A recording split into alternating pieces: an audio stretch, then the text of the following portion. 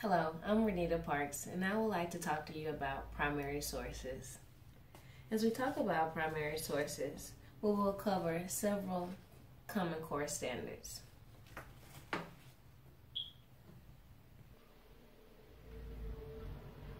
But we will primarily focus on two.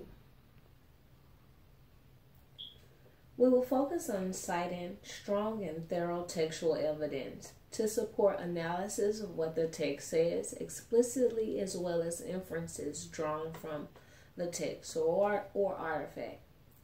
We will also cite textual evidence to support analysis of primary and secondary sources, attending to such features as the date and origin of the information. During our discussion, we will cover what are primary sources, why are they useful, and how to analyze primary sources, or just a few of the questions that will be covered as we have this conversation. You should also use the study guide.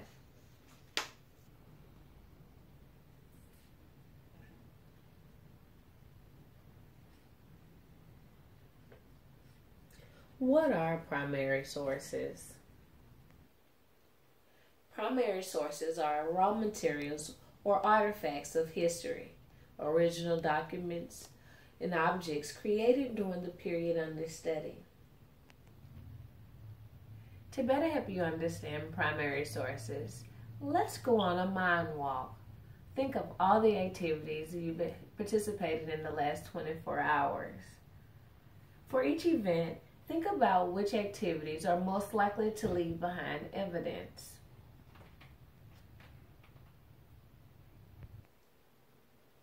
What, if any, evidence might be preserved for the future? Why? What evidence might be left out of historical record of your activities? Why? What will future historians be able to tell based on evidence from events from your daily life? Now let's apply the skill. Research a public event that's currently happening. The event could be a court case, an election, a public controversy. What type of evidence might it leave behind? Who records information about this event? For what purposes are different records of this event made? Think of primary sources from this event. Think of any secondary sources from this event. Remember, a primary source provides direct or first-hand evidence about an object, a person, a work of art, or an event. Primary sources may include historical documents, legal documents, eyewitness accounts, results of experiments, statistical data, pieces of creative writing, audio recordings, video recordings, photos, speeches, art, objects, interviews, surveys, fieldwork, internet communications, email, blogs, and news crews.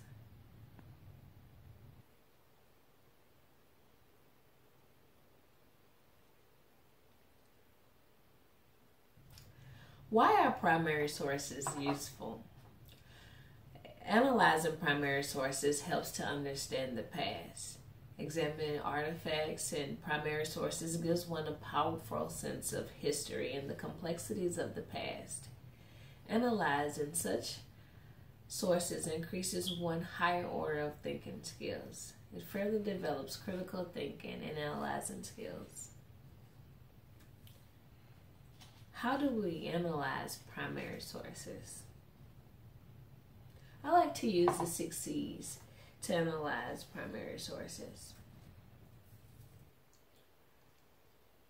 The 6 C's are citation, content, context, connections, communication, conclusion. When you think about citation, consider who created the primary source and when was the primary source created. You want to think about its point of origin. Think about the content of the artifact. Describe it. Why was it created? Describe any major details. What was the main idea?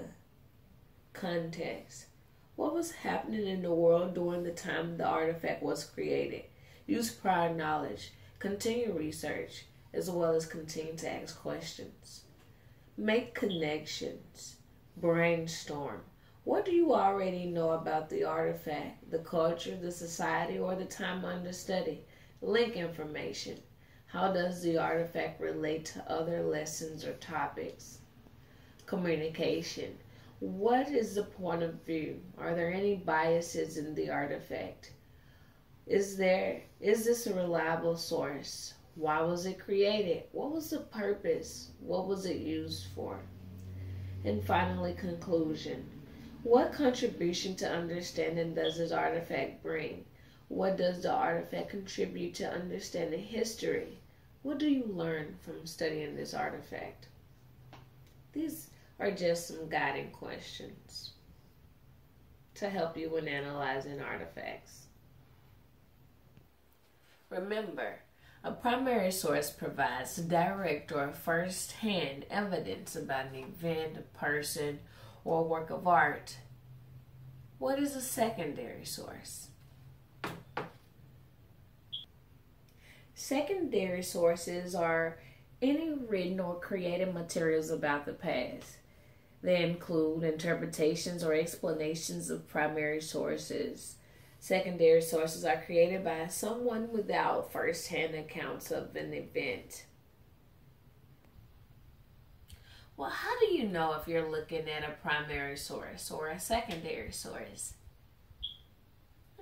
Let me give you a test. I'll ask you 3 questions and give you a few seconds to answer. What about reading an overview from a history textbook?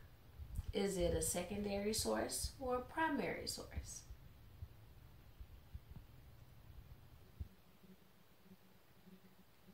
Reading an overview from a history textbook is a secondary source. Well, it's an explanation or an interpretation of a primary source. Next, reading a biography of Benjamin Franklin. I'll give you a few seconds.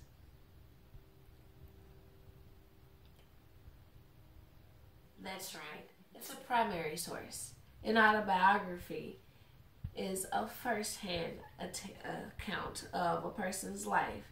And so, yes, it is a primary source. It's first-hand evidence during the period under study. Our final question.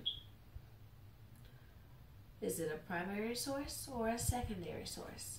Going on a field trip to an exhibition at the Library of Congress to view a rough draft of the Declaration of Independence. Take some time, think about it. Yes, it's a primary source. Well, looking at the rough draft of the Declaration of Independence, you are viewing an original document created during the period under study, and that is a primary source. Now I would like to spend some time using primary sources and use the 6 C's to give you some support in analyzing this source.